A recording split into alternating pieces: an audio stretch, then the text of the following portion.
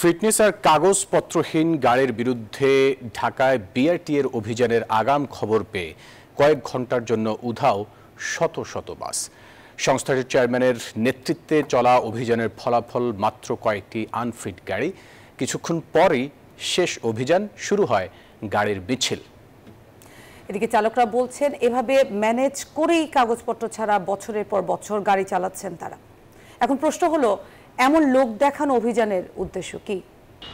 রাজধানীর ব্যস্ততম এলাকা ফার্মগেট, এই সড়কে প্রতিদিন চলে শত শত ফিটনেসবিহীন বাস। কিন্তু রবিবারের চিত্র একটু ভিন্ন। আগেভাগে বিআরটিএর অভিযানের খবর পেয়ে রাস্তায় নামেনি বাস। বিআরটিএ চেয়ারম্যানের নেতৃত্বে চালানো অভিযানে পাওয়া যায় মাত্র কয়েকটি আনফিট গাড়ি। বিআরটিএ চেয়ারম্যান জানান, সড়কে ফিটনেসবিহীন গাড়ি ছিল কম, তারপরেই যেগুলো পাওয়া গেছে সেগুলোর বিরুদ্ধে আইনানুগ ব্যবস্থা নেওয়া হয়েছে।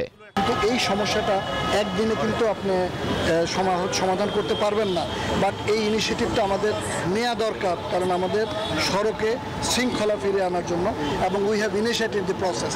এবং আমরা মনে করি যে সকলের সহযোগিতা পেলে আমাদের এই কার্যক্রম আমরা সফলতার দিকে এগিয়ে নিয়ে যেতে পারবো। অনুসন্ধানে দেখা যায় ধরা পড়া গাড়িগুলোর অধিকাংশই থাকে মামলার বাইরে। এক্সট্রিম মশার কয়েল প্ল্যান্ট ফাইবার দিয়ে তৈরি, ডেঙ্গু চিকুনগুনিয়া বাহি সহ যে কোনো মশার বিরুদ্ধে দেয় এক্সট্রিম সুরক্ষা। মামলা হলেও তার সংখ্যা খুবই কম। চালকরাই বলছেন বিআরটিএর নজরদারি কম থাকায় বছরের পর বছর কাগজপত্র ছাড়াই গাড়ি চালাতে পারেন তারা। আমরা তো এই 11 সাল থেকে এইভাবে চালাচ্ছি, শুধু লাইসেন্সটা থাকে আমাদের কাছে। এইটা স্যার অফিসে যোগাযোগ করলে আপনারা বলতে পারবেন, আমাদের কাছে কিছুই দেয় না তারা। এই অভিযানটা করুক না, ডিপুতে করুক, যেন গাড়ির নম্বর দেখে কোন গাড়িগুলো কি অবস্থায় আছে, কোন চালকের কাগজপত্র কি আছে না আছে, এটা একবার অন্তরে সংশোধন করবে। অভিযান শেষ, এবার সড়কে আবারও গাড়ির মিছিল চলছে। শত শত ফিটনেসবিহীন কাগজপত্রবিহীন বাসটা।